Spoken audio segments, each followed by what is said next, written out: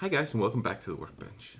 Now with summer drawing ever closer, racing season will soon be upon us. Because of that, I've decided to build a dedicated racing quad. That's going to be pretty standard 5-inch racer, make it as lightweight as possible, powerful motors and everything. So the frame I'm going with is a HiFi Lite 5-inch. It's not a huge frame, but it's one that I'm kind of a big fan of. It looks really nice to me and I'm really excited to work on it. So for the flight controller, I'm going to be using a Bardwell F4. The Bardwell F4 I've worked with a little bit before and I'm quite a big fan.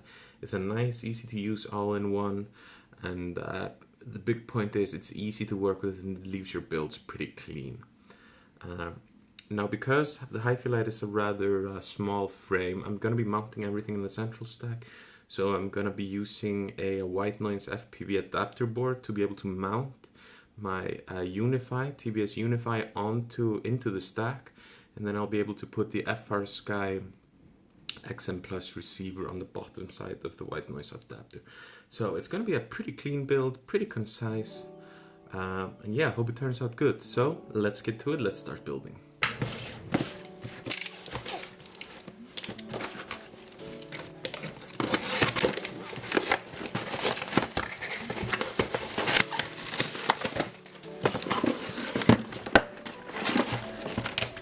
So here we are, just getting out some of the parts. As you can see, I'm going with Emax Bullet 30 amp ESCs, pairing that with DYS Samguk motors. These are the 2306 2500 kV motors. Got some antenna tubes, some Unify stuff, some Black Sheep stuff, and a wedge mount. So let's get everything organized. We got a small Fox Zero Omni antenna, got the motors out.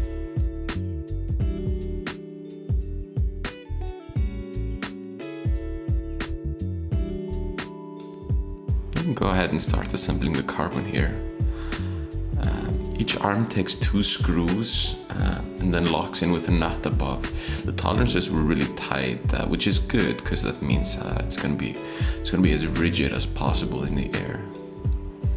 The quality of the carbon was really nice as well.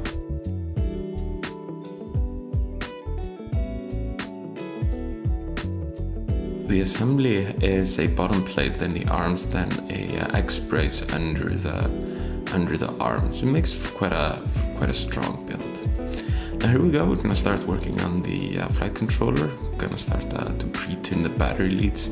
I left these a little bit long, but it hasn't been a problem so far. So going ahead and pre-tinning those and then stick them on the back of the board. Needed to upgrade to my 60 watt soldering iron for this. And there we go. Don't forget to bridge that thing, because that's the one that selects if you have 3.3 or 5 volts.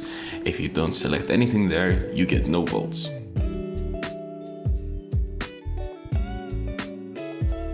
So here we go. We're gonna go ahead and pre-tin the entire top of the board. At the top we got the camera pads, under that we got some pads for the receiver, and then at the bottom we got the pads for the VTX and a couple of other things I'm not using. And after that we just go around the corners, pre-tin all the ESC pads and the pads for the signal wires.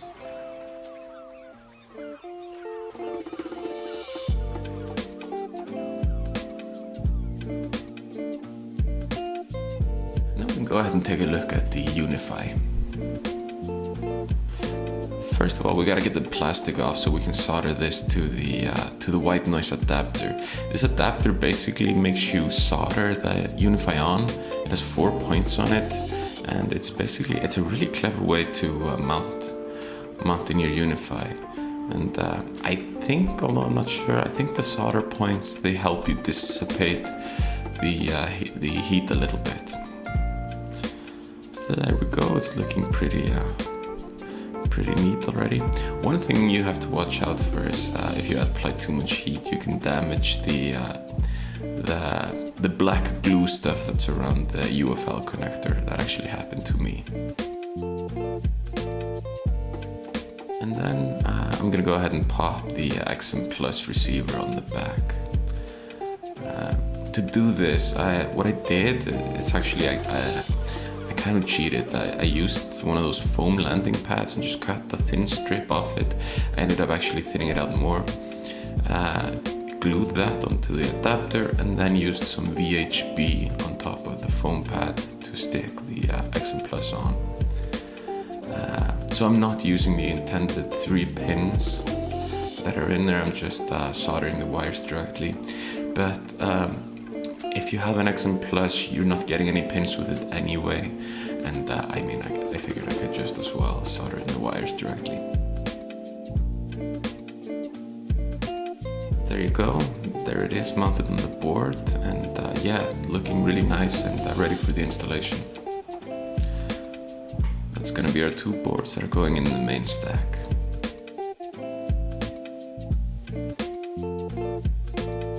As you can see, I also put a zip tie in there to hold everything in securely. This minimizes the chances of the UFL SMA connector falling off.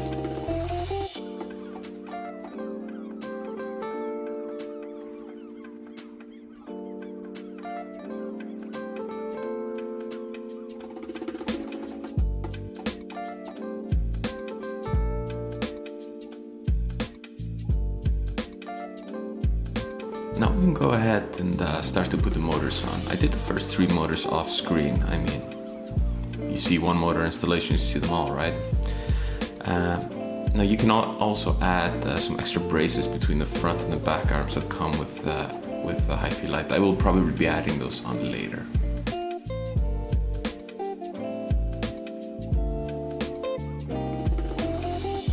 We'll go ahead and we'll trim the wires first, and then we can start to measure out and solder on the ESCs.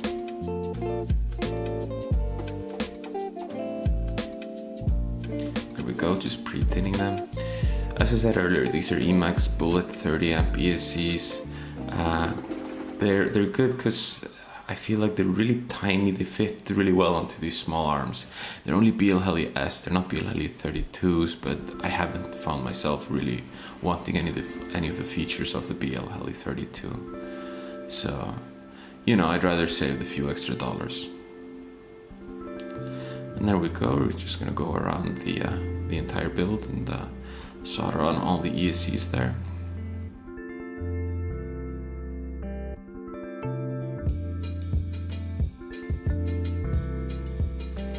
And then what I'm gonna do is I'm gonna take some more of those foam landing pads and cut them in half and then put them on top of the arms. What this does, it creates a small cushion under the ESC. So when you have a crash, I use a propeller on top, a cut-off propeller, and then the foam padding will give you a little bit of a soft cushion underneath, so it's not smacking against the carbon in case of a crash. I feel like that gives you the best possible protection. Here I am putting on the landing pads. Even though this is a bottom mount, I still like to have landing pads on there. Now, at this point, we're ready to start working on the flight controller. So we're just gonna pop that on and put on some nylon nuts. Gonna test fit the top plate, see how it's looking. It's looking good. And now we can start to solder the ESC wires onto the flight controller. I like to leave enough slack so that again, in case of a crash, you're not going to be pulling too hard those wires. And here you see the finished, the ESC is all soldered up. Now at this point we can go ahead and start to solder on the peripherals. Here I am soldering on the XM Plus receiver going in the S-Bus port there. There we go. Next we're gonna do the Unify, putting it on the back there. Probably my favorite thing about the Bardwell F4 is how intelligently the pads are laid out. It really makes it easy to finish up a build. After we solder on the Unify, all we have to do is to add the camera in the front. Before we do that though, we're gonna go ahead and we're gonna put the cut off props on top of our ESCs to provide that extra protection. I know it's a little bit messy, but I mean, when you're going to be hitting gates at top speed, you gotta think protection above aesthetics, right?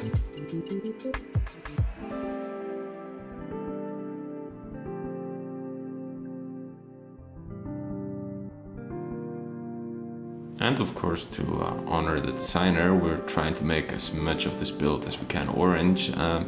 These antenna tubes are a little bit more yellow maybe than orange, but still, I mean, hey, gotta get some points for effort, right?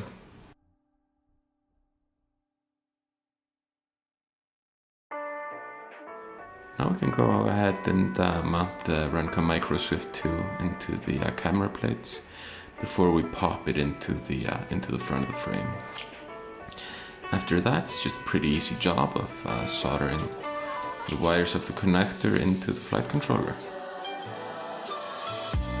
I prefer taking the power directly from the flight controller, number one because it's easy, it's a short route to go, but also because the Bartwell F4 has pretty good built-in filtering. I generally don't run into any issues with video using that, the filtered BAC from the Bartwell F4. And there we go, we're gonna wire up the camera control plug as well, so we can configure the camera via Betaflight. And then we just slot the camera into the front like so. After that we can go ahead and start to screw on the standoffs. And we're getting pretty close to being done.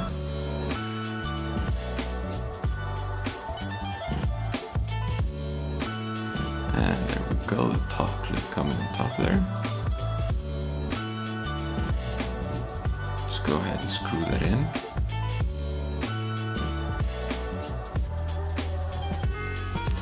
And there we go, we're almost done. I'll just fasten down the antenna, put on some props, put on an XT60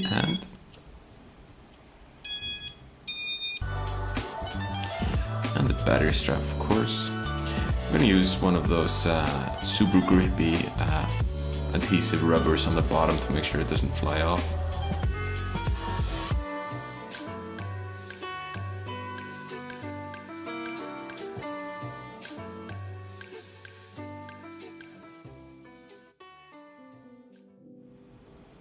So I think it's time to go ahead and take a look at the finished build.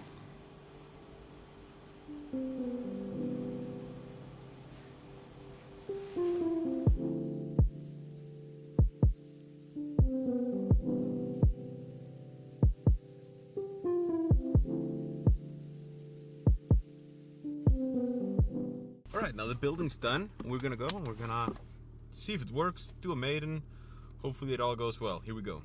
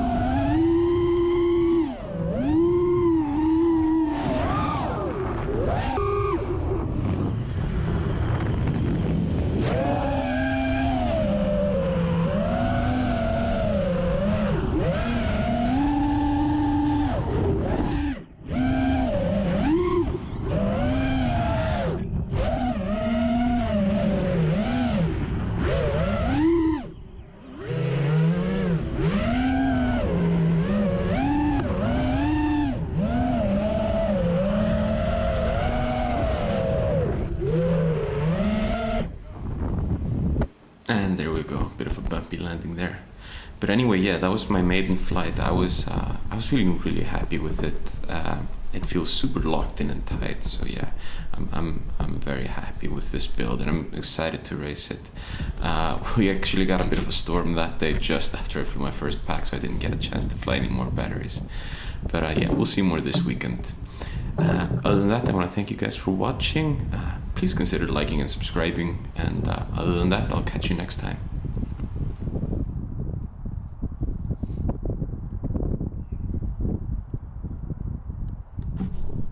So as you a lot of rain coming there. Try to